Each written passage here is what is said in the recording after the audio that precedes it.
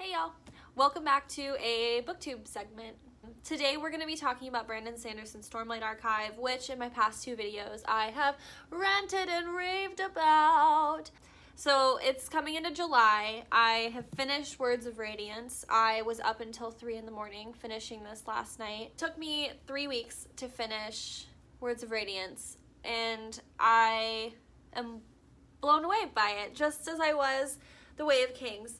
It is such an exciting series so far, and I just kind of wanted to recap how I feel after finishing the second book and how I'm feeling leading into book number 3, which I'm starting today, Oathbringer. I'm not really going to format this in a traditional way. I am unorganized, I have attention problems, and so I will rant continuously if I get off track. So I just kind of want to cover 3 things about this series that I enjoy the most. The first being the world building. And this is something that most booktubers who address this series really do enjoy. And I, just as much as them, love it. So unfortunately, in The Way of Kings, the first third is a little hard to get through. It's just kind of slow, and I don't think that's Brandon Sanderson's fault by any means. He's trying to introduce his whole new world of Roshar in a context that isn't within the narrator speaking, which I really respect, and that it keeps my attention a lot longer. As someone who loves high fantasy, I'm used to reading so much narration about, this is the world, and these are these people, and this is their history, and it lasts 30 hours, and it's you could have figured out an easier way of putting that, and Brandon Sanderson has found that way, and the way that he builds his world is not through the narration, but through the plot, through the dialogue, and through the character development.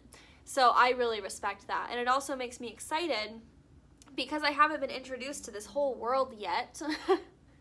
Even in the second book, it makes me excited because there's this whole world, and we hear little tidbits about different places and different races, and I know that in the future we're going to be covering those places, and I'm glad that I don't need it now. So Tolkien, for instance, every time a new race was introduced, he would launch into a whole thing, and it wasn't their full history, but he would launch into narration about how that race, came to be in this position, and it's a whole thing, whereas Brandon Sanderson effectively tells the story of the world and of certain points through conversations and through characters' discoveries. So I learned a lot about the Shin people because one of the main characters is a Shin. And so he doesn't say much other than, my people do things this way. And it's still very mysterious. There's a lot I have to learn about these people, and I'm glad that it wasn't all just laid out in a format that was just boring old narration. So the way that Sanderson is conducting his world building, I absolutely love. And for my brain that constantly is trying to tell me to think about other things and not to focus, it's a lot easier for me to focus if I'm being told about this world through the actual plot itself and through the story happening. So I have really enjoyed that. And the world itself, I think, is so interesting because we've kind of been introduced to at least one of pretty much every race. So we have a little minor idea of how they work, minor idea of how they talk, and then a minor idea of some of their customs.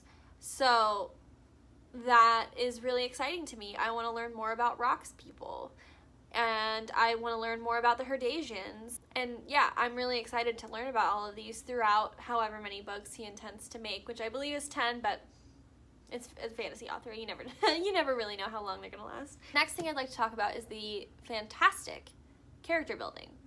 So obviously character building is important. In fantasy, we generally find, if you're just reading standard high fantasy, we generally find that the main character is someone who is very average or maybe down and out. They're told about or given a power, and then they have to go on a journey, and they're a stronger person, and they have like a resolve, and they have goals, and they know who they are, and blah, blah, blah, blah. It's very standard for that to happen. And of course there is going to be some of that in the Stormlight Archive, especially with Kaladin.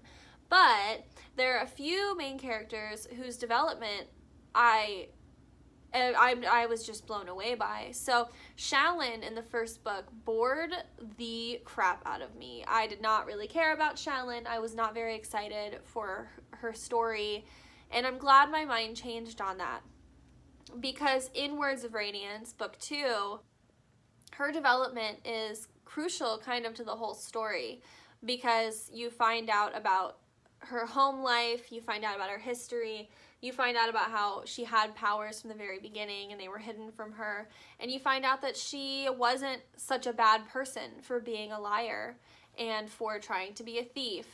And it's really positive to have a character like that in the story who you're just really back and forth on, and then you find out these things and why they make certain decisions and why they talk a certain way, and it helps. It really helps round out the story. So with Shalyn, her character development so far has been fantastic. By the end of Words of Radiance, I really liked her, and I really enjoyed reading her segments of the book. They were really a highlight for me by the end. And then we have characters like Dalinar and like Adolin and even Navani, and we find within those characters that these are people who are flawed right away. So Dalinar is flawed in the way that immediately we find out that he might be crazy, and then as time goes on, we find that like he kind of might still be crazy, but like he's doing it for a reason, and you learn about all of that history. And then with Adolin, it's like he's a spoiled brat prince, and then he kind of like gets over that. So yeah, we have a lot of characters that are inherently flawed, but it's easy to forgive them because the character development has been such that these flaws aren't everything that they're about, and they don't make their decisions and such. So yeah, the character development is spot on. The last thing I want to talk about is the pacing. Actually, I don't think this is really discussed. In fantasy, generally, just like most other stories, you have like your little plot line, right? So it starts off, you hear at the bottom, and then you rise up in the middle, and then it comes down, and it has an ending, right? So it's like beginning, plot, denouement, end. And it's all like one lump in the middle. And that happens in fantasy. What happens is you have the beginning, and then the build-up is here near the end, and then it has a crazy peak, and then it drops. And in this case, Brandon Sanderson is following that second type of story, but what he does is really effectively set up for his next book. You aren't really wondering exactly what's going to be covered in the next book. You kind of know, because it's going to start with the same conflict that he's ended in the previous book. So in Words of Radiance, Adolin has killed Sadeas. So we know, based on the already turmoiled politics in Roshar at the time, especially concerning the king, that this is going to be a major plot point right off the bat in Oathbringer. You know what they're going to start covering right away, and it really effectively launches you into the next book. There are obviously huge points in this book where the plot is centered completely around a massive battle or a big political thing, but he has so many conflicts going on that he wraps up and then starts again throughout the book, that as these books keep coming out, they're going to continue to transition directly into another and weave really well right into the next one. And that is something I really like. It's going to keep my attention for a very long time. And regardless of whether or not I like Oathbringer or whatever comes after, I'm going to end up reading them because he's already established so many things that will need to be addressed in the future that I know he's going to wrap up.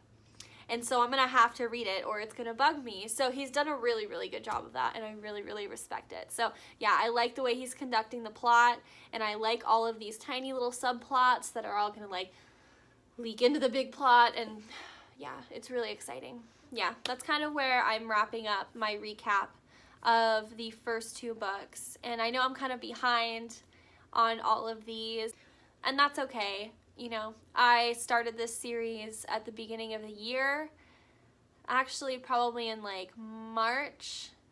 Yeah, probably like March, and now I'm starting the 3rd book here in June, so I will be caught up in the next 2 or 3 weeks whenever I'm done with Oathbringer. And just like all of you, I will be waiting anxiously for Sanderson's release of book 4, which as of last week, he was like 25% done with for the first draft. Today, I start Oathbringer. I'm extremely excited.